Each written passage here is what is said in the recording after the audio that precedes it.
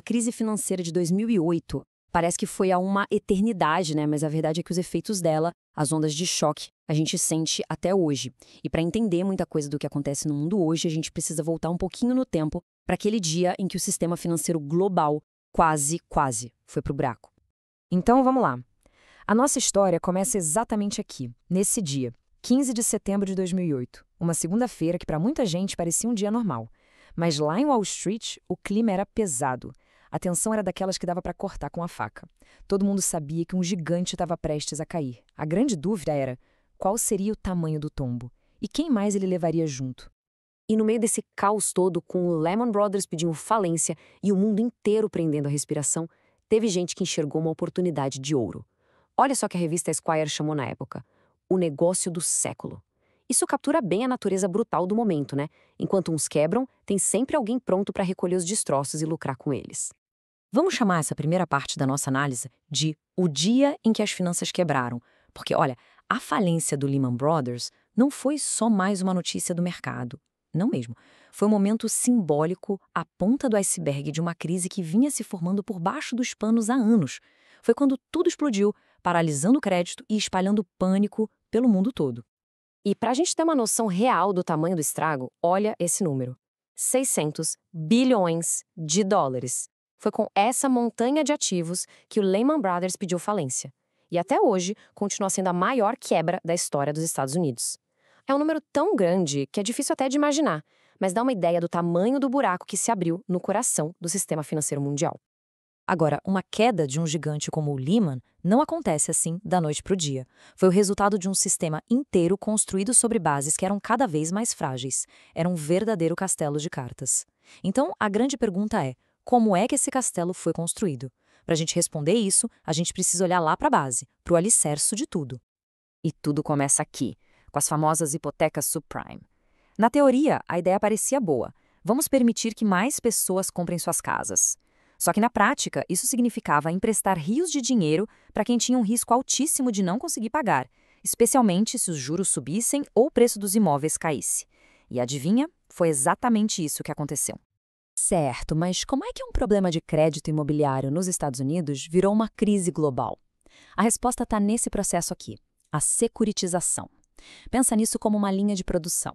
As hipotecas eram vendidas, depois fatiadas e reempacotadas em títulos super complexos, os tais dos MBS. O risco de alguém não pagar a casa lá em Ohio era diluído e vendido para um fundo de pensão lá em Oslo. O problemão disso, ninguém mais sabia onde o risco de verdade estava escondido. Então, por que esse sistema todo implodiu? A investigação oficial do governo americano concluiu que a crise era, sim, evitável. O que eles encontraram foi uma tempestade perfeita de falhas, reguladores que não regulavam, bancos que tomaram riscos absurdos, critérios de empréstimo que simplesmente desapareceram e, para coroar, agências de classificação de risco que davam nota máxima para produtos financeiros que eram, na verdade, lixo tóxico. E como a gente viu, o que começou com hipotecas nos Estados Unidos não ficou nem um pouco restrito aos Estados Unidos. A crise se espalhou como um vírus por todo o sistema financeiro global. Foi muito além de um problema de Wall Street.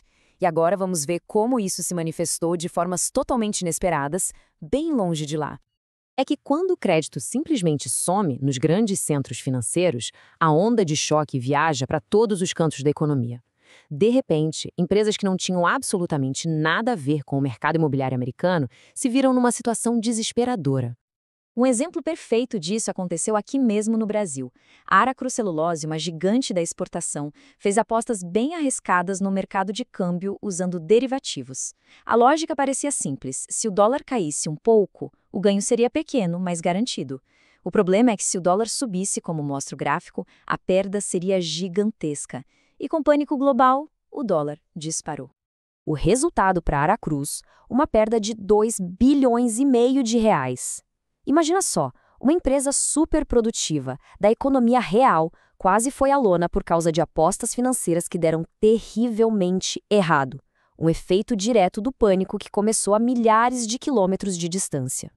Porque no fim do dia, crises financeiras não são sobre números abstratos, são sobre pessoas. E essa citação captura a realidade brutal da situação. A crise transformou estatísticas em desemprego, em casas perdidas e em dificuldades muito reais na vida de milhões de pessoas. Diante de um colapso total, os governos ao redor do mundo tiveram que intervir de uma forma sem precedentes. Era a hora do grande resgate. A lógica era simples. Algumas instituições eram simplesmente grandes demais para quebrar. Deixar uma delas cair significaria arrastar toda a economia junto. E a escala dessa resposta foi massiva. Nos Estados Unidos, a gente viu o programa TARP, de 700 bilhões de dólares, a estatização das gigantes hipotecárias Fannie Mae e Freddie Mac, e resgates bilionários para a seguradora AIG, bancos como Citigroup e até mesmo montadoras de automóveis. O objetivo era injetar confiança e dinheiro para parar o efeito dominó catastrófico. Ok, depois de apagar o incêndio, veio a fase de reconstrução. Como garantir que uma coisa dessas não acontecesse de novo? A resposta foi uma reforma regulatória gigantesca, a maior desde a Grande Depressão lá de 1929. Era preciso criar novas regras para o jogo. A peça central dessa reforma foi a Lei Dodd-Frank, e aqui dá pra gente ver bem o antes e o depois. Antes era quase um faroeste financeiro.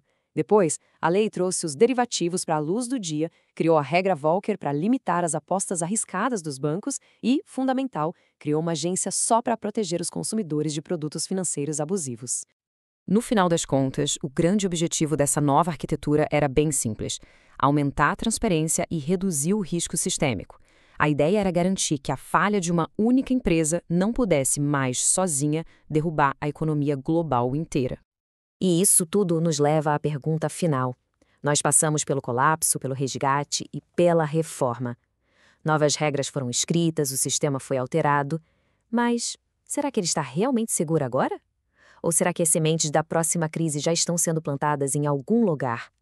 Essa é a questão que continua a ecoar nos corredores do poder e nos mercados financeiros até hoje.